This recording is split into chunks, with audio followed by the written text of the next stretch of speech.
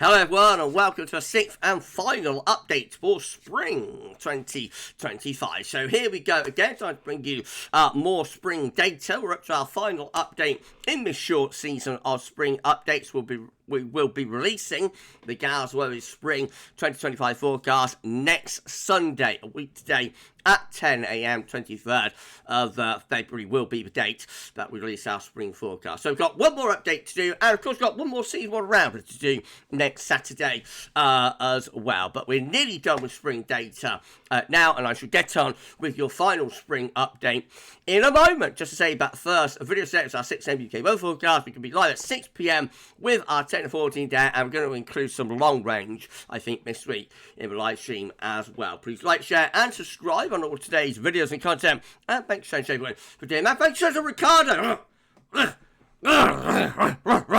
Thank you so much to Ricardo, Richard Shaw, for our lovely spring updates gift. It's going to be the final time, well, just about the final time, let's see the spring updates gift. We're going to have a spring forecast gift next Sunday for you.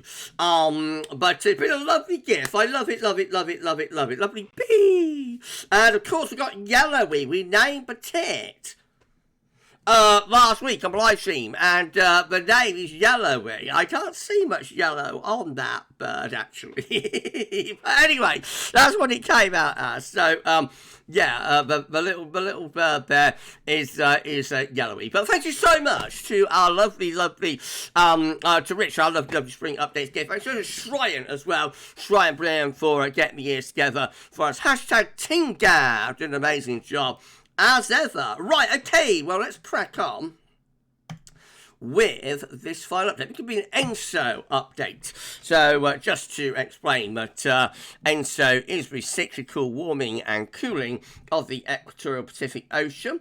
Just here, this is from the 13th of February. So you have got a cold central and western base equatorial Pacific Ocean. It's warmer over in the eastern portion. That is like a cold signature, and a signature for La Nina, the central and western base. However, we're thinking it's very unlikely now this La Nina will ever get designated. So this would be a cold and warm episode by season page at CPC, NCP, and NOAA. So this is showing all cold La Nina and warm El Nino events back to 1950, and also ENSO neutral, which is black as well. Now, to get a La Nina designated officially, we have to reach half a degree or more below average over 5 tri-monthly periods. Well, our most recent tri-monthly period, November, December, January, did actually get to half a degree below average. So we've got one in the bank, but it means we've got to fill up another 1,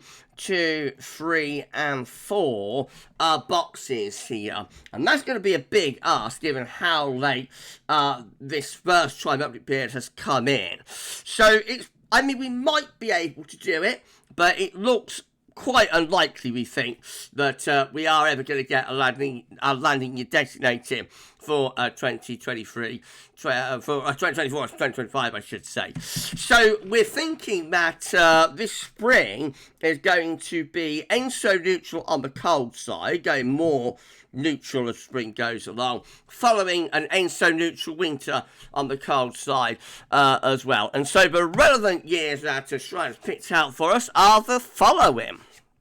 We have got the spring of 1951 here to start us off. So this was like a cold and wet spring with high pressure in the North Atlantic going up towards Greenland and low pressure through the north and through the west of Europe. And that brings the wind into a northeast direction. A cold and wet spring starting us off here for ENSO neutral on the cold side with 1951. Then we've got 1962 with high pressure in the Atlantic going up towards Greenland, blocking signal, but was omnipresent throughout 1962.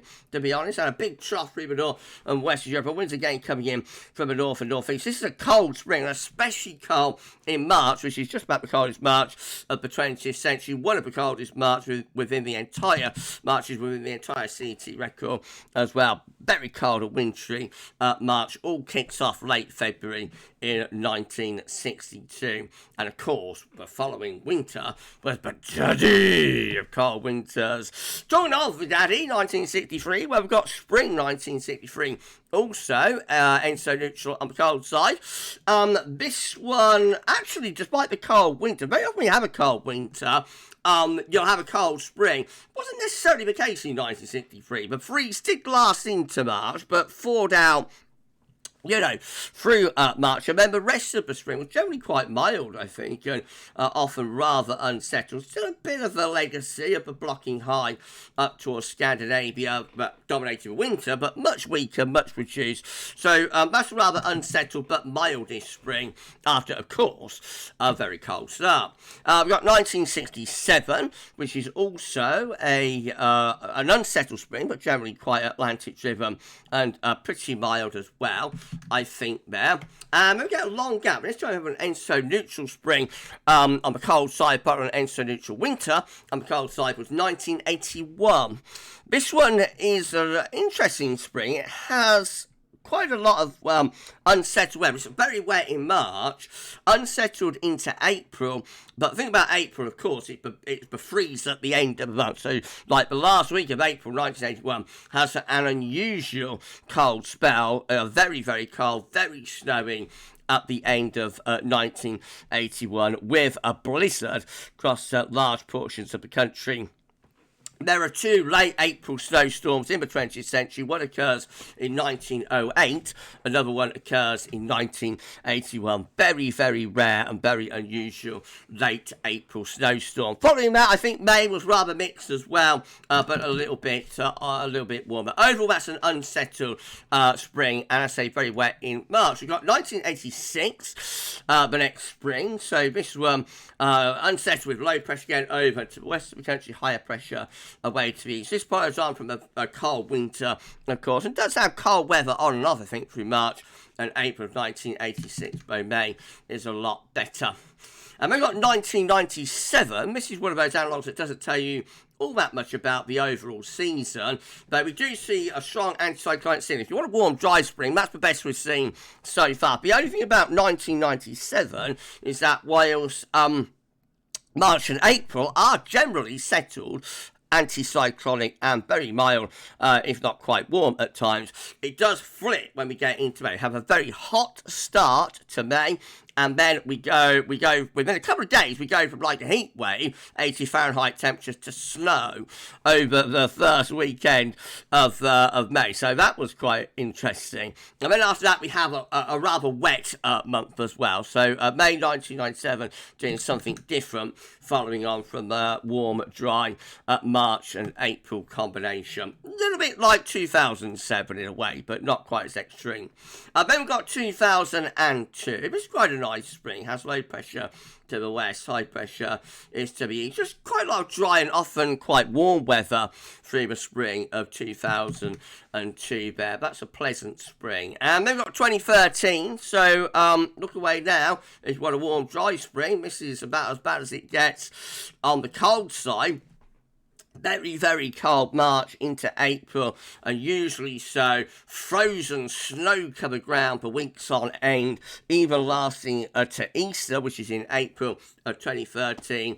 It does thaw out later on in April, in the second half of the month, but overall, even May is colder than average. And that's one of the coldest springs that we've had for a very, very long time. And I think March is the coldest since about 1883 or something. Very, very, very cold March in 2013. And then we have a nice spring move for next year in 2014 with high pressure over and to the east of the country, low pressure out to west. You remember 2013-14, that winter was exceptionally wet, exceptionally stormy. The Atlantic finally blew itself out sort of end of February, early March 2014. And the spring of 2014 is actually relatively dry, quite pleasant, and often warm. Okay, so let's put all of that together then. This is how all Marches combined are looking following ENSO neutral springs and winters on the cold side. It's an unsettled signal for these Marches, with low pressure coming in from the Atlantic into the northwest. There's a bit of a blocking signal up towards Greenland as well. I'm not sure it's an overly cold signal for these marches on average. But of course, we have got 1962 and also 2013 in the mix, which is interesting because they are two very, very cold marches indeed. But on the other hand, we've got like 1997, which is a significantly drier and warm March, and also 2013 as well as and 2002, I guess. So it's kind of swings around, but overall it's an unsettled signal for the marches. All Aprils combined, well, that's a slightly cooler signal. Higher pressure in the Atlantic, lower pressure to our east. Not as unsettled, but might be bringing the wind more from a northwesterly direction in the Aprils. Could be indicative of a bit of an April colder snap. And then all Mays, look away now if you want a nice May. Again, we see low pressure parked over top of the UK and Ireland. A cool and wet May is indicated there. Again, there will be years that are deviating and doing something a bit different. And then all springs combined, following ENSO neutral springs and winters on the cold side. As you'll probably have guessed from those analogues, it's an unsettled signal overall for the springs, with low pressure tending to be stuck up over top of the UK, Ireland, Western Europe, etc, etc, etc. Not great. But never mind, we'll see how the day comes out at the end of the day next week. Right, we're done. Anyway, so if you've enjoyed this sixth and final Spring 2025 update, please can you give us a like, share, subscribe, all of that good stuff. And thank you so much, everyone, for doing that.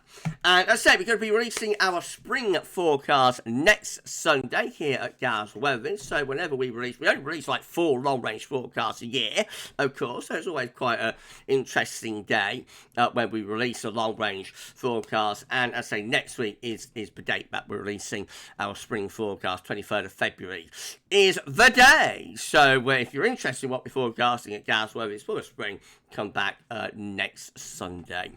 Thanks to Shadow Schreier and Brown for getting all of those years sorted out for us, and thanks so much to Richard Shaw for the spring updates gift. Love it, love it, love it. Thank you so much, Rich. Hashtag Team Gav, doing an amazing job. And of course, thanks so much to Terry also for all of the help on this season of spring updates. Right, well, we've got one more update to do next Saturday, though. That's looking at the long-range models. And then day after that, spring forecast day. They'll probably have a week off, I think. That'll be like the first weekend of March. So I think we'll take that off, and then we'll start summer updates the following week. Right, that's the plan anyway. Okay, so you enjoy the rest of your Sunday. I'm going to be back at 6 p.m. with our Sunday evening live stream.